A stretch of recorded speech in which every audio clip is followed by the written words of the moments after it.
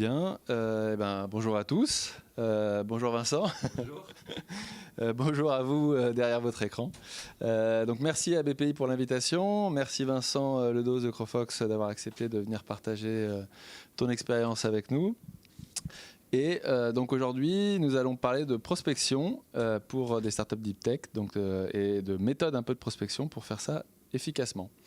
Alors moi je suis Antoine Albrecht. Je fais partie de l'équipe d'Inria Startup Studio et donc je vais vous dire en 2 mots de quoi il s'agit. Inria Startup Studio, en fait, c'est le programme de soutien à l'entrepreneuriat deep tech numérique d'Inria. Et donc ce programme qui dure environ 1 an a pour but d'aider les porteurs de projets à lancer leur startup dans de bonnes conditions. Il s'articule autour d'un certain nombre de piliers, donc du financement à travers de la rémunération, du budget, de l'accompagnement, un hébergement dans un des 8 centres INRIA au niveau national, un accès à des ressources et un certain nombre d'autres choses. Et il est destiné donc à tous les porteurs de projets avec une forte intensité de technologie numérique, qu'ils soient dans l'Institut, au sein de l'INRIA, mais aussi tous les porteurs externes qui pourraient être intéressés. Donc, si vous voulez plus d'informations, n'hésitez pas ou à visiter la page internet ou à rentrer en contact avec nous. Donc aujourd'hui, on va parler de prospection.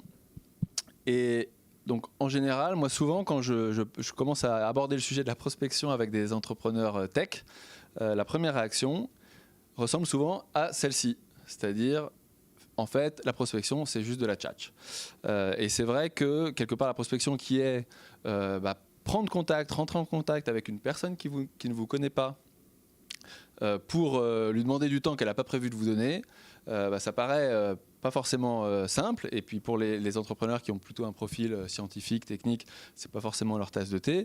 Et donc bon, c'est un peu un sujet qui est appréhendé de façon pas toujours très positive. Et pourtant, quand on veut développer une start-up, évidemment, la prospection, c'est incontournable. Et dès les phases les plus précoces du projet, comme on pourra le voir avec Vincent.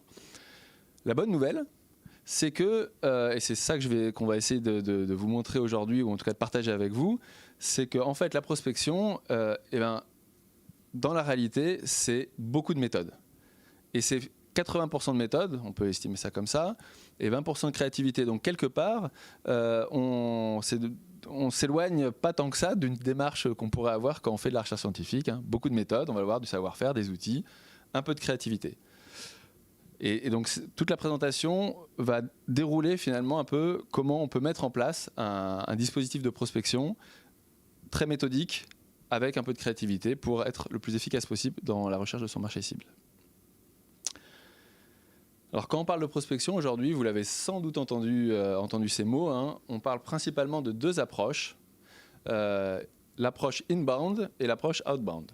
Donc l'approche qu'on oppose, alors qu'elles sont plutôt complémentaires pour être honnête, mais elles sont assez différentes dans la philosophie, c'est sûr, et dans les tenants et les aboutissants. Et donc l'inbound, c'est vraiment la démarche qui est de générer un contenu, de le mettre en vitrine et quelque part d'attendre que quelqu'un s'y intéresse, d'attirer les gens vers des contenus. Donc c'est pour ça souvent que c'est apparenté à la pêche, quand on met un appât et on attend que des poissons viennent mordre. Et c'est pour ça aussi que c'est une démarche quand même qui parfois prend un peu de temps à avoir un retour sur investissement et donc qui n'est pas anodine en termes de calendrier.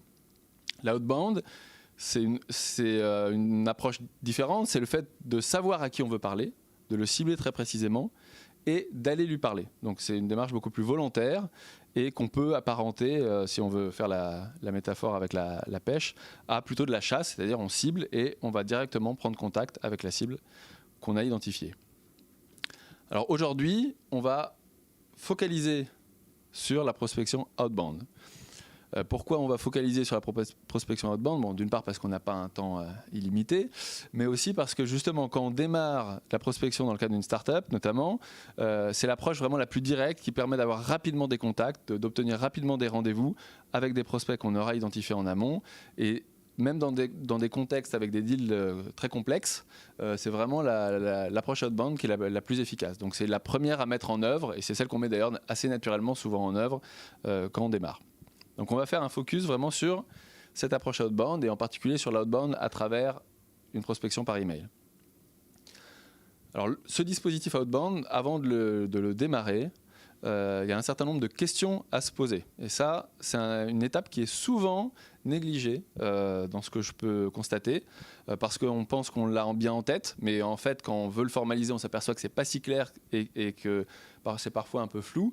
Et il y a vraiment une vertu à préciser ces ingrédients dès le départ, parce que ça va devenir la boussole au sein de son dispositif de prospection, pour vraiment voir à quel moment on est en train vraiment d'être en phase avec son ciblage et avec ses objectifs, et à quel moment on est en train de s'en éloigner. Donc il y a 3 grands ingrédients, il y en a d'autres potentiellement, mais qui sont vraiment importants à mettre en place avant de démarrer. C'est finalement pourquoi on prospecte, quels résultats on veut obtenir de cette prospection, donc de ce contact avec le prospect. Est-ce que c'est une collaboration? Est-ce qu'on veut qu'il teste notre produit? Est-ce qu'on veut qu'il devienne notre client? C'est très très important d'être très très clair là-dessus. La deuxième chose, une fois qu'on sait quels résultats on vise, on va pouvoir identifier quels sont les types d'entreprises qui peuvent répondre justement à cet objectif.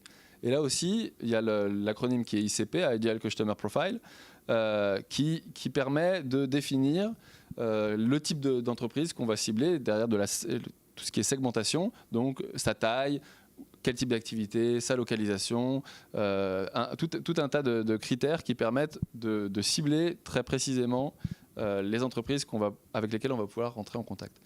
Et le dernier critère qui est important, c'est d'avoir en tête finalement les critères qui vont être importants à identifier rapidement dans le cadre de la prospection pour savoir s'il y a une vraie opportunité ou pas. Donc typiquement, est-ce qu'il y a un vrai besoin qui est en phase avec la solution qu'on va proposer? Est-ce que la personne en face est celle qui prend la décision? Est-ce qu'elle a un budget? Est-ce qu'elle est pressée? On préfère les gens pressés parce qu'en général, ils sont plus aptes à acheter rapidement.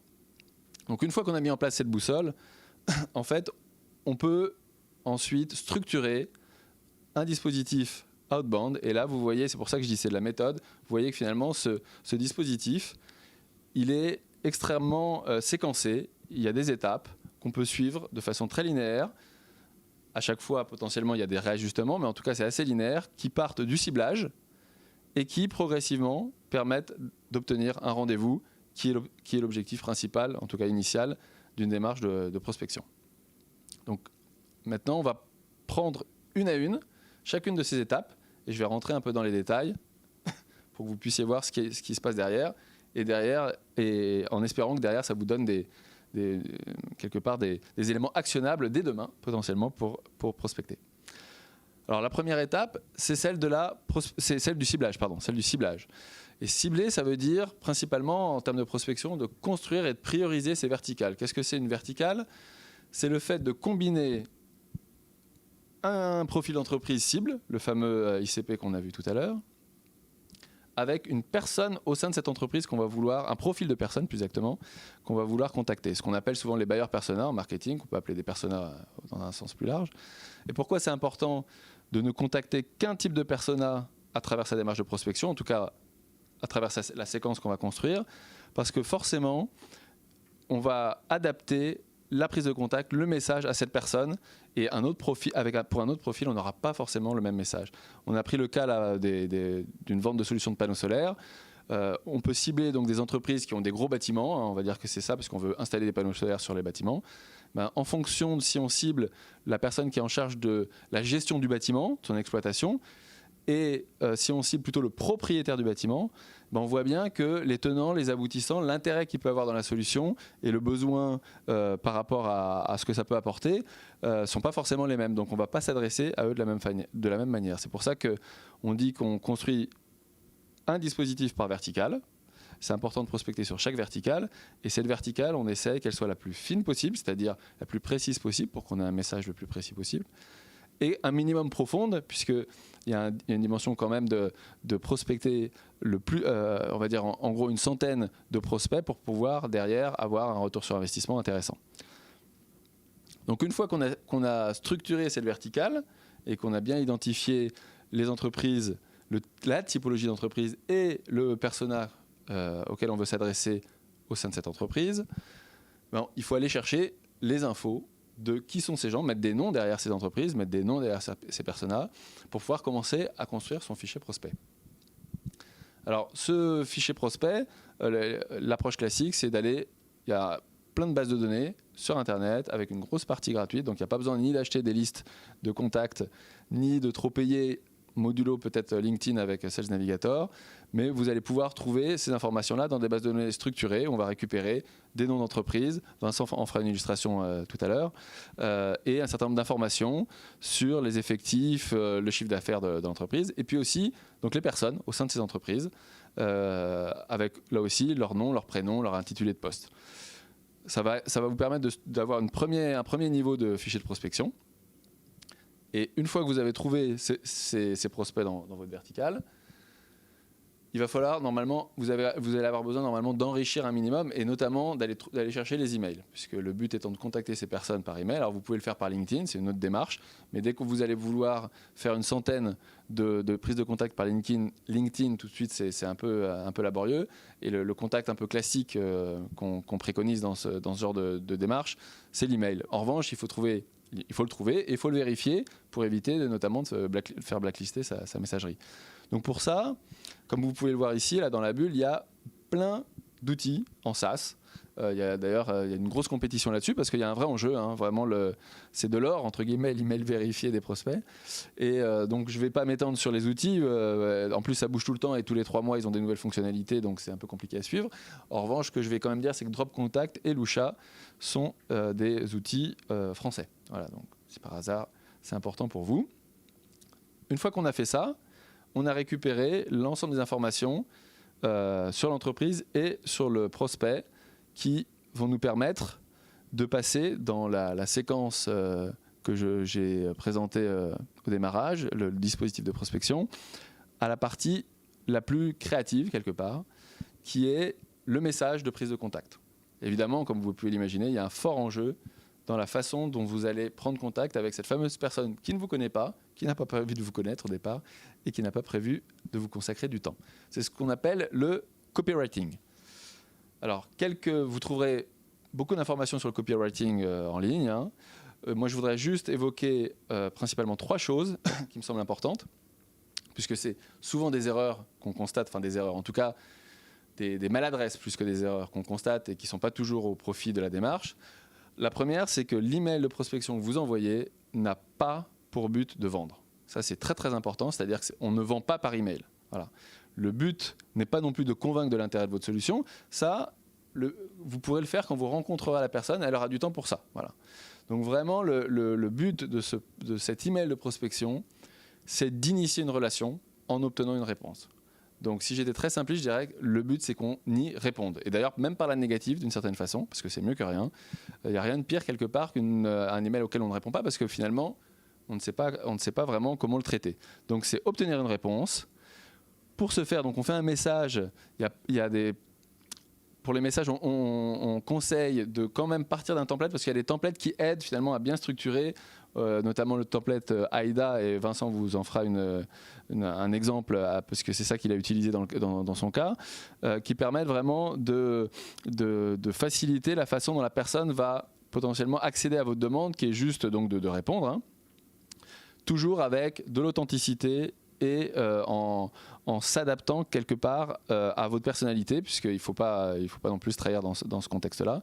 Mais le mix finalement entre des templates et votre personnalité souvent permet de faire d'obtenir un bon résultat. Et pour finir, comme vous allez entrer en contact avec une personne qui ne vous connaît pas, qui reçoit plein d'emails, et je pense que c'est votre cas aussi, c'est le cas de tout le monde aujourd'hui, la dimension de personnalisation du message, c'est-à-dire faire en sorte que dans votre prise de contact, vous parlez de la personne, il y a des éléments très très propres à cette personne en particulier, font souvent la différence sur le résultat.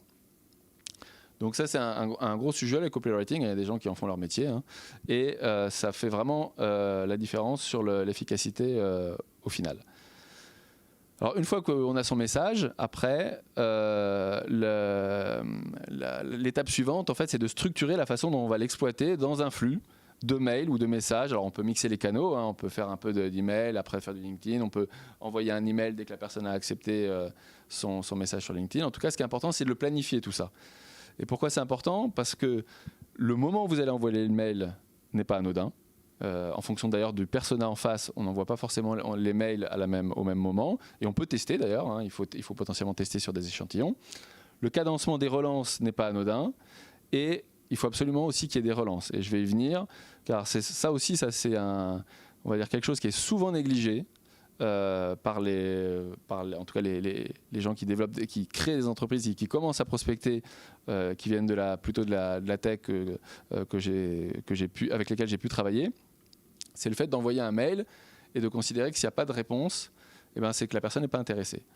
Il faut comprendre que si la personne ne répond pas, et je pense que vous avez plein de cas à titre personnel, si la personne ne répond pas, il peut y avoir plein de raisons qui n'ont rien à voir avec votre mail. Déjà, parfois, elle ne l'a même pas ouvert, mais même en l'ayant ouvert, au moment où elle l'a ouvert, un collègue est rentré dans le bureau, lui a proposé de partir déjeuner ou de partir en pause. Il y a plein de raisons. Donc, la relance, en fait, elle est, comme vous pouvez le voir sur ces statistiques, hein, vous avez le premier mail ici, et puis une relance, seconde, troisième relance. On va s'arrêter là. Ça, c'est souvent des refus. Bon, ça, c'est pour l'information. Mais dans la séquence précédente, on avait mis 3 relances. On voit que déjà, en cumulant les 3 relances, eh ben, on a plus de réponses que juste le mail initial. En plus, c'est pas très compliqué, les relances. Vous n'avez pas besoin d'être très original. Il y a des exemples, là, pour le coup, qui marchent, qui sont assez classiques. Et à partir du moment où, dès que la personne répond, vous le sortez de la séquence pour ne pas relancer les personnes qui ont déjà répondu, c'est vraiment très, très efficace. Je vous invite à tester. C'est assez magique parfois. Voilà. Pour finir sur ce dispositif, évidemment, il y a des outils. Comme je vous ai dit tout à l'heure, c'est assez intensif, les outils SaaS qui accompagnent la prospection outbound et inbound d'ailleurs, donc qui permettent de traquer les emails. Je vous ai mis un certain nombre d'outils ici. Lemlist est français, Datananas est français. Le message derrière tout ça, c'est qu'on peut automatiser. C'est pas un souci. D'ailleurs, c'est plutôt conseillé au bout d'un moment. En revanche, testez d'abord plutôt à la main sur des petits échantillons pour tester vos messages et vos dispositifs. Et puis, vérifiez toujours quand même les emails de visu, vous-même, manuellement, avant envoi, parce qu'avec l'automatisation, il peut y avoir des petites coquilles, et certaines coquilles sont assez fatales, et c'est un peu dommage quand on a mis tout ça, quand on a investi tout ce temps pour mettre en place ce dispositif, finalement de ne pas avoir le résultat escompté juste parce qu'on n'a pas pris le temps de vérifier chaque email. Donc voilà, le but de ce dispositif, c'est d'obtenir le rendez-vous. Donc je vais finir ces éléments en vous donnant quelques préconisations sur la partie du rendez-vous, puisque là aussi, une fois qu'on a obtenu le rendez-vous, c'est un peu dommage de ne pas transformer l'essai quelque part, ou en tout cas de ne pas mettre toutes les chances de son côté. Donc je vais juste aborder rapidement 3 aspects qu'il faut avoir en tête malgré l'euphorie d'avoir obtenu le rendez-vous comme le monsieur dans l'ascenseur. Donc il y a sa préparation, son déroulement, sa finalisation. C'est des choses assez classiques que je vais dire, mais c'est toujours bien de les rappeler parce que et c'est toujours bien de les avoir en tête à chaque fois, parce que souvent, encore une fois, on a tendance un peu à les négliger.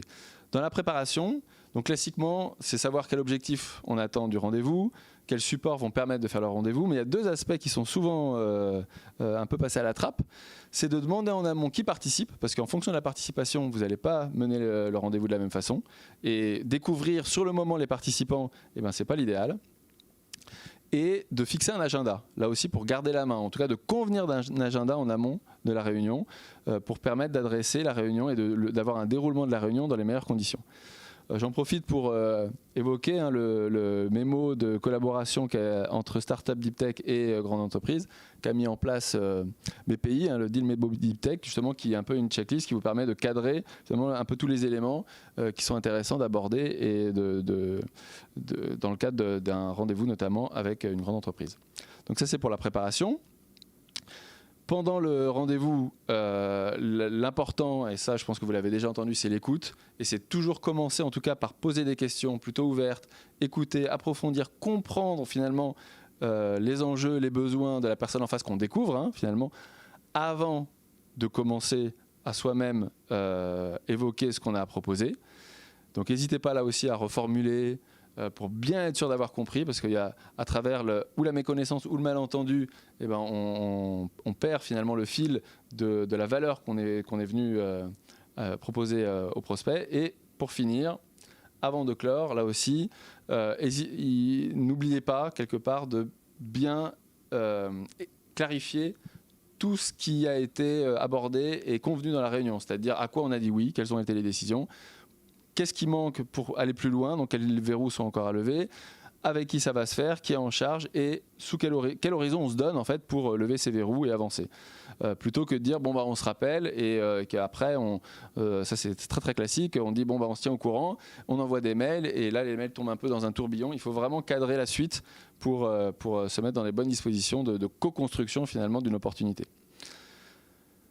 Quelques chiffres pour vous donner un ordre de grandeur de ce que vous pouvez attendre. Ça, c'est des indicateurs assez classiques. 25% du taux de réponse cumulé. Donc vous voyez que ce n'est pas forcément très élevé. C'est pour ça qu'il faut avoir au moins une centaine de prospects dans son fichier. Parmi ces 25%, en gros, un peu moins de la moitié seront OK pour faire un rendez-vous. Et puis, parmi ces rendez-vous, 2 sur 3 pourront donner lieu à des opportunités de proposition. Enfin, avant de laisser la parole à Vincent, 4 conseils donc pour résumer un peu les grandes lignes. Formalisez bien vos objectifs avant que chaque démarche, bien savoir ce qu'on cherche. Personnalisez autant que possible les messages de prospection. Ne pas oublier de relancer. Créer la relation et comprendre les besoins avant de commencer à vendre. Et comme vous l'avez vu, ce n'est pas de la tchatch. On peut être très méthodique et focus de la prospection jusqu'au closing. Voilà, je vous remercie pour votre attention. Et donc, je vais passer la parole à Vincent. Je vais changer le support. Hop, je te laisse te présenter, Vincent, et parler de Crofox. Alors, merci Antoine. Donc, bonjour à tous. Donc, je m'appelle Vincent Ledoz. Je suis ingénieur et je travaille depuis un peu plus d'1 an maintenant sur le projet Crofox, qui est un projet de création d'entreprise qui a été soutenu et accompagné par l'INRIA Startup Studio.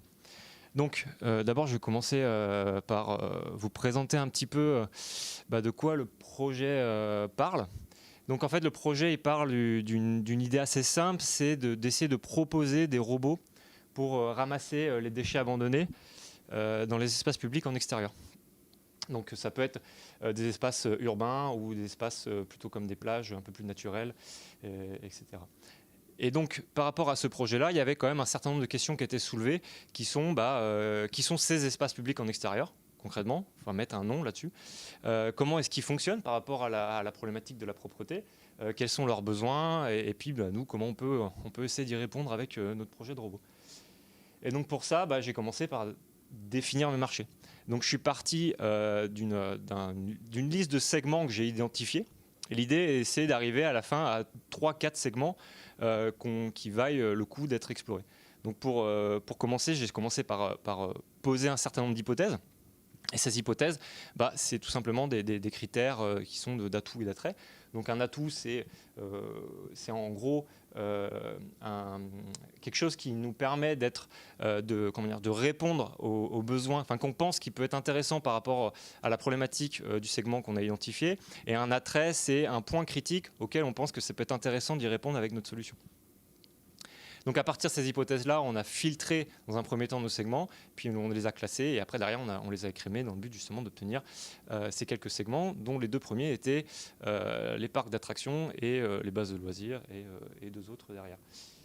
Et donc à partir de là, il y a un problème qui se pose, c'est que je ne sais pas tout, et j'en suis loin, et j'ai pas envie de faire fausse route sur le choix des marchés sur lesquels je veux orienter le projet, parce que ça risque du coup de tuer le projet avant même que celui-ci commence. Donc en fait, il faut aller beaucoup plus loin. Et pour aller plus loin, il faut que je vérifie si mes hypothèses sont vraies ou fausses. Si j'ai pas un trou dans la raquette d'une certaine manière, c'est-à-dire est-ce que j'ai pas oublié des critères, ou est-ce que j'ai pas oublié des segments ou des sous-segments qui pourraient être plus intéressants ou qui sont présents dans le segment que j'ai identifié au préalable. Et donc pour ça, il faut explorer. Et donc là, j'ai fait appel à Antoine.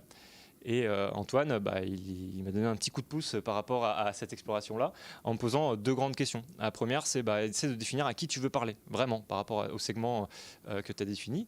Donc il faut définir les verticales, créer un fichier de prospect, etc. Et puis après, derrière, définir ce que tu veux savoir, quelles sont les questions que tu veux poser.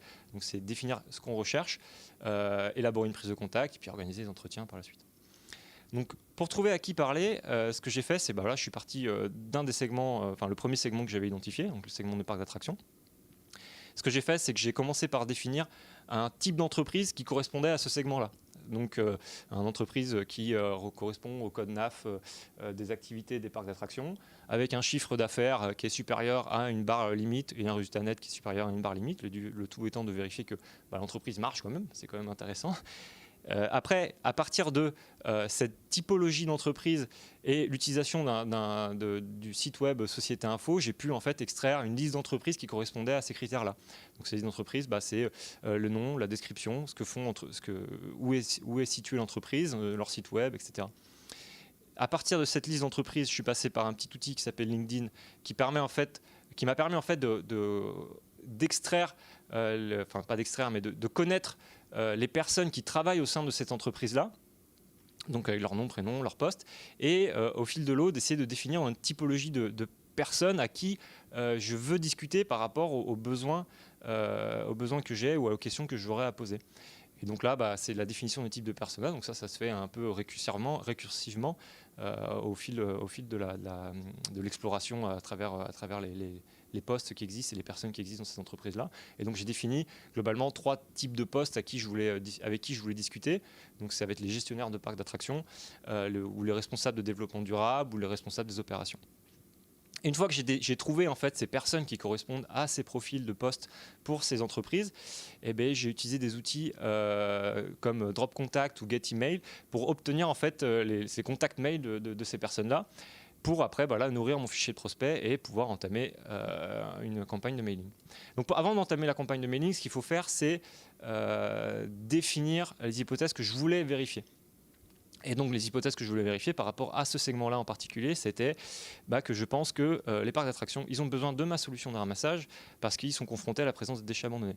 Parce qu'ils accueillent énormément de public, qu'ils ont de la nourriture à emporter, ils peuvent avoir des goodies, ils peuvent avoir plein de choses qui font que ça génère du déchet, et donc potentiellement ils auraient besoin de ma solution.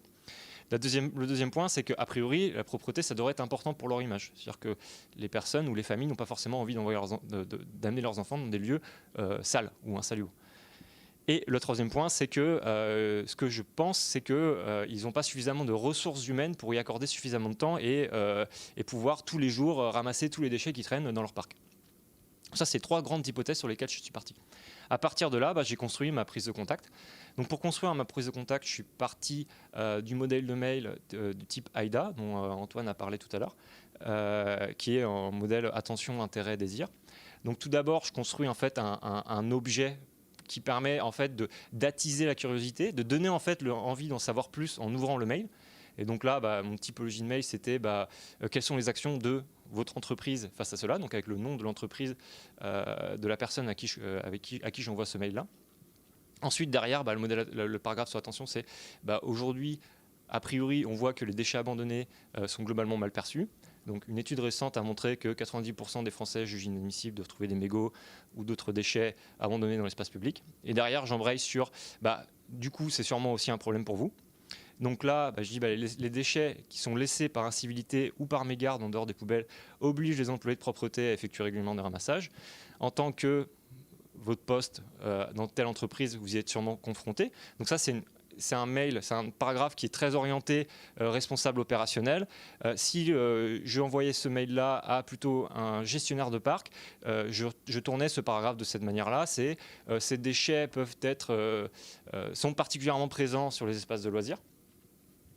Et ça, en fait, ça oblige les gestionnaires à régulièrement investir dans de nouveaux moyens pour y remédier. Et donc, en tant que gestionnaire ou responsable de telle entreprise, peut-être vous y êtes confronté. Et derrière, je dis, ça tombe bien, parce que moi, je travaille sur une solution qui pourrait peut-être vous aider. Et là, je vous dis, je vous contacte, parce que je travaille actuellement sur un projet à l'INRIA qui vise à développer une solution pour y répondre. Dans ce cas, je souhaiterais comprendre comment vous traitez ce problème-là, et peut-être qu'on pourrait en discuter. Et là, j'appelle sur l'action, c'est est-ce qu'il serait possible d'en discuter lors d'un petit entretien téléphonique pour terminer sur les formules de politesse. Une fois ces mails de contact faits, il faut quelque part aussi que je maximise mes chances de réponse, obtenir vraiment la réponse qui est tant attendue et qui permet de savoir si oui ou non on est intéressant par rapport à ces personnes-là. Et donc, comme je veux qu'on me réponde, ce que j'ai fait, c'est que déjà, premièrement, je me suis assuré de la bonne réception de chaque premier email. Et ça, il y a plusieurs manières. Déjà, il faut vérifier l'adresse email à qui on envoie les mails, pour éviter de tomber dans les tréfonds d'Internet. Et aussi, on peut aussi utiliser des systèmes de pixel tracking qui permettent de s'assurer que le mail est bien ouvert. Alors ça, il faut l'utiliser uniquement sur le premier mail de contact, pas sur les autres mails, parce que du coup, ça n'a pas trop d'intérêt. Et puis après, ça peut passer pour du spam. Et après, derrière, j'ai préparé aussi à l'avance 2 mails de relance. Donc les mails de relance, c'est 2-3 jours après, oui, je reviens vers vous parce que vous ne m'avez toujours pas répondu par rapport à vos mails de telle date, etc. Et plus un mail de redirection. Le mail de redirection en fait, offre une porte de sortie aux personnes qu'on contacte, qui peut être formulée de la sorte que vous n'êtes peut-être pas la bonne personne pour me répondre. Est-ce que vous auriez l'amabilité de me diriger vers une personne qui pourrait répondre à mes questions? Et ça marche très bien aussi. Ce que j'ai fait aussi, c'est que je me suis débrouillé pour les envoyer à des moments clés. Donc on est parti par exemple du principe que si on envoie les mails à 9h du matin, on a potentiellement des chances d'arriver en tête de pile de mails à ouvrir lorsque la personne arrive au travail. Ça peut être des choses comme ça. Et après, derrière, je me suis assuré dessus d'être capable de suivre chaque échange. Le but étant d'éviter de renvoyer des mails de relance à des personnes qui nous ont déjà répondu. Donc il faut être bien sûr de bien traquer sur la liste des personnes qu'on contacte que cette personne a répondu, cette personne n'a pas répondu. Les mails sont tombés dans le vide ou ces choses-là. Une fois que j'ai fait ma prise de contact et que j'ai réussi à avoir une réponse par rapport à cette prise de contact, là, il faut récupérer l'information. Et pour récupérer l'information, c'est le moment où on a un vrai échange physique ou virtuel, en visio, avec la personne. Et ça se prépare. Et donc, en fait, au niveau de la préparation, l'idée, c'est essayer de rendre l'entretien le plus court et efficace possible. Pourquoi le plus court? Parce que les personnes, elles sont bien gentilles et nous offrent du temps, mais bon, il ne faut pas non plus leur demander 2 heures. Et il faut faire en sorte que, du coup, sur ce temps qui peut être 30 ou 45 minutes, il faut être le plus efficace possible. Et donc, il faut être capable de savoir quel type de questions on veut poser. Donc là, à partir de là, on fait juste une traduction des hypothèses qu'on a posées initialement pour essayer de les avoir en question, et on prépare à l'avance son déroulement. Une fois ça fait, le jour de l'entretien, l'idée, c'est essayer d'obtenir de l'information de qualité. Et donc, pour obtenir de l'information de qualité, une des premières choses à faire, c'est éviter le biais. Et pour éviter le biais, il faut essayer de commencer l'entretien sans parler du tout de sa solution, mais en essayant de se focaliser sur la problématique de la personne qu'on a en face par rapport à son métier. Et ça permet vraiment d'avoir des discussions assez profondes sur comprendre le pourquoi du pourquoi cette personne-là, elle a cette problématique-là par rapport à la propreté, par exemple. Par contre, ce qu'il faut éviter, c'est avoir une dérive de la conversation. Le but, c'est de rendre notre entretien court, et quand on sent que l'entretien dérive par rapport au sujet qu'on voulait traiter, il faut essayer de recentrer l'entretien grâce aux questions qu'on a préparées précédemment. Puis une fois que l'entretien est passé, derrière, il y a toute la phase de synthèse. Donc la phase de synthèse, c'est vraiment essayer d'extraire l'information la plus pertinente par rapport au projet. Et ça, en fait, c'est assez simple. Soit on prend des prises de notes pendant l'entretien, soit on peut demander aussi de réaliser un enregistrement pour pouvoir faire des prises de notes plus tard. Et après, derrière, l'idée, c'est essayer de créer un tableau de synthèse qui permet de mettre devant chaque hypothèse une vérification ou des dires ou des témoignages des personnes avec qui on a discuté par rapport à ce qu'on voulait obtenir comme information. Et donc moi, par rapport à ma propre expérience, finalement, comment ça s'est passé? C'est qu'en fait, cette exploration que j'ai réalisée sur les parcs d'attractions, en chiffres, ça correspond à 84 entreprises et 133 personnes qui ont été identifiées dans la phase amont. Donc j'ai trouvé sur ces 133 personnes uniquement 88 emails, et après ces 88 emails, j'ai initié un premier batch d'exploration sur 33 personnes, 133 emails. Il s'est avéré que 19 d'entre eux étaient erronés, donc c'est d'où l'intérêt de passer par un vérificateur d'emails. Donc en fait, en pratique, je n'ai contacté que vraiment 14 personnes. Sur ces 14 personnes, j'ai obtenu 6 réponses et j'ai pu réaliser 5 entretiens. En termes de temps, ce qui est vraiment le plus chronophage, c'est la partie récupération des noms des entreprises, la partie vraiment profiling, parce que ça prend du temps plein. Il faut compter 3-4 jours à temps plein minimum. Après, derrière, ça peut être à peu près automatisable. Il y a plein d'outils qui existent qui permettent de récupérer, notamment par exemple les emails, ou essayer de trouver sa manière de faire qui correspond le plus à son besoin. Et voilà. Ensuite, après, la partie prise de contact mail, ça prend à peu près 2 semaines, mais c'est assez léger parce qu'en fait, ça prend 2 semaines en comptant les relances. C'est-à-dire qu'on envoie le premier mail, on attend quelques jours, on envoie le deuxième mail, on attend quelques jours, on envoie le troisième mail. Mais du coup, ça s'étale sur le temps. Et après, au niveau des entretiens, le temps est assez variable. Ça dépend des disponibilités des gens qu'on a en face. Mais il faut compter 2 semaines maximum. Donc voilà, 1 mois au total, à peu près, pour vraiment faire une exploration sur ce marché-là. Et en conclusion, au niveau des informations que j'ai obtenues, ce qui s'est avéré, c'est que pour les parcs d'attraction, En dessous d'un seuil de fréquentation, le problème déchets est quasiment inexistant. Puisque le public est attiré plutôt familial et le peu de monde fait que les gens ont une attitude un peu plus respectueuse des lieux. Et donc il y a très peu ce problème-là de déchets qui tombent, voilà, où les gens ramassent et il n'y a pas du tout de problème. Au-dessus de ce seuil, en fait, il y a pas mal de solutions qui ont déjà été mises en place pour compenser le manque de ressources humaines. Comme par exemple faire appel à des emplois aidés ou de l'ESAT, ou encore faire en sorte que la propreté des espaces autour des attractions fasse partie des missions des personnes qui s'occupent de l'attraction en elle-même. Et donc ces personnes-là ont pour mission, après chaque journée, de ramasser tous les déchets qui traînent et de vider les poubelles autour de ces attractions-là.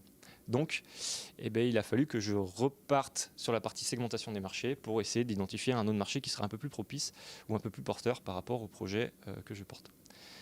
Donc, voilà, je vous remercie pour votre attention, pour ma petite contribution à la présentation d'Antoine. Merci beaucoup Vincent pour ce partage de pratiques très très complet et très précis. Les deux aspects en particulier que je trouve intéressants dans cette illustration, c'est qu'on voit que finalement cette technique, ces méthodes de prospection, ça ne sert pas que à la démarche commerciale, souvent on l'associe à la démarche purement commerciale. Dès l'exploration marché, Vincent il l'a utilisé pendant son année au programme Inera Startup Studio, dès l'exploration marché on peut commencer à mettre en place ce dispositif. C'est les mêmes réflexes finalement, d'aller prospecter, d'aller rencontrer, se connecter finalement à des personnes qui ne nous connaissent pas et aller pour obtenir des rendez-vous et à partir de ces rendez-vous commencer à créer une relation. Et qui peuvent ensuite d'ailleurs dériver vers des relations plus commerciales. Mais donc ça veut dire que c'est des méthodes qu'on peut mettre à contribution extrêmement tôt dans un projet de start-up. Et puis le deuxième aspect, c'est qu'on voit qu'il y a plein de petits détails. Finalement, il y a plein de petits aspects. Vous voyez le moment où on envoie le mail. Il y a plein de choses à penser. Donc c'est une courbe d'apprentissage, tout ça. Mais à chaque fois, ce qui est important à mon sens, c'est que derrière chaque décision, il y a une logique. C'est-à-dire c'est pas aléatoire, on a une intention, on a une logique, un apprentissage, et quand on a un dispositif de prospection à la fin qui est très très bien fait, on a vraiment un retour sur investissement intéressant et on voit vraiment les fruits de son effort. Voilà, donc encore merci Vincent. On va regarder, j'ai vu qu'il y avait on a un peu débordé. Débordé. Il n'y a pas trop de soucis, je pense. Alors... Oui, en gros, je vois dans le chat, il y a des gens qui qui évoquent le focus group, qui évoquent le B2C, et qui ont raison. On a fait la démarche de prospection qu'on a présentée aujourd'hui. Elle est hautement B2B, c'est clairement pour une prospection entre professionnels. Et le B2C est assez différent. C'est des démarches de prospection, oui, assez différent. Ouais, c'est gentil.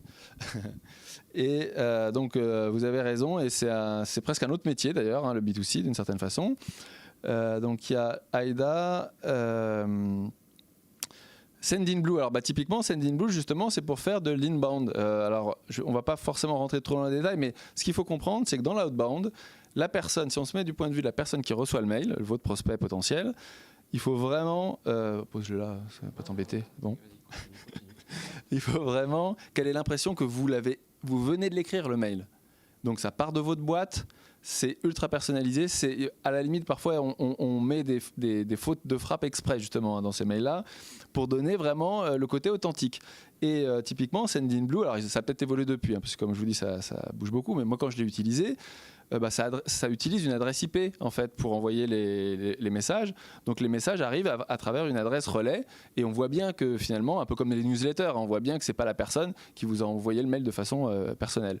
Donc là, on touche vraiment en effet une différence de philosophie dans la sensation, dans le ressenti, dans le message qu'on envoie à la personne en face entre l'inbound et l'outbound. L'inbound, il n'y a pas de souci à ce que la personne sache que le message qu'elle a reçu, d'autres l'ont reçu.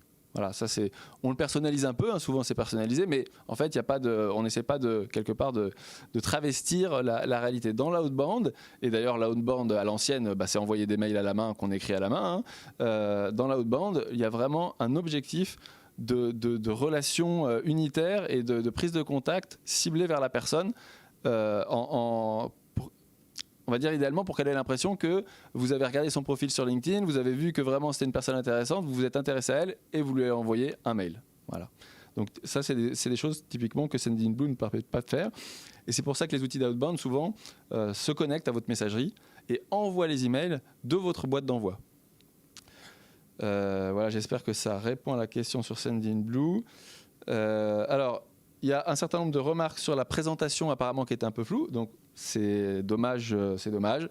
J'avoue que nous, on ne pouvait pas vraiment améliorer les choses, enfin même en le sachant, je ne sais pas ce qu'on aurait pu faire, donc on en est désolé. En revanche, a priori, on devrait pouvoir mettre à disposition, on verra ça avec les Deep Tech, si on peut mettre à disposition nos supports. Et il y a des questions peut-être plus pour Vincent. On a toujours vu dans les parcs d'attractions des techniciens de surface balayer ou ramasser avec des outils les déchets. Oui.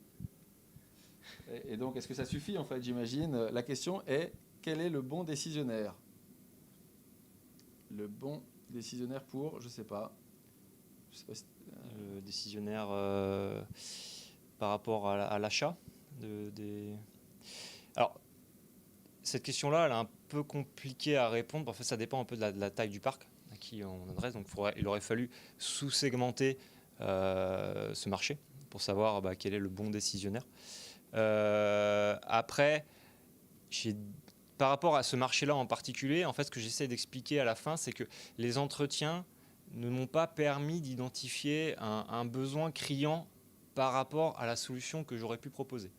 C'est-à-dire que certes, c'est un problème, mais c'est pas du tout quelque chose de très douloureux pour eux. Ça les empêche pas de dormir. Ça les empêche pas de dormir et il n'y a pas forcément non plus ce retour client, parce que c'est un peu comme ça que ça fonctionne, ce retour client des gens qui visitent le parc, leur dit « votre parc, il est vraiment sale, il faudrait faire quelque chose ». Il va y avoir des retours autour du fait que, par exemple, les poubelles débordent. Mais ça, voilà, le robot que je propose, il ne peut pas faire ça. Enfin, c'est techniquement très compliqué. Il y a très peu de retours sur le fait que ça soit un besoin criant. Et donc c'est ça qui a fait que j'ai décidé de réorienter le choix de marché. Tu veux dire deux mots sur justement ta réorientation Alors oui, j'ai fait plusieurs réorientations. Après, c'est vrai que j'ai essayé alors j'ai exploré le marché des bases de loisirs parce que c'était celui qui arrivait en deuxième position.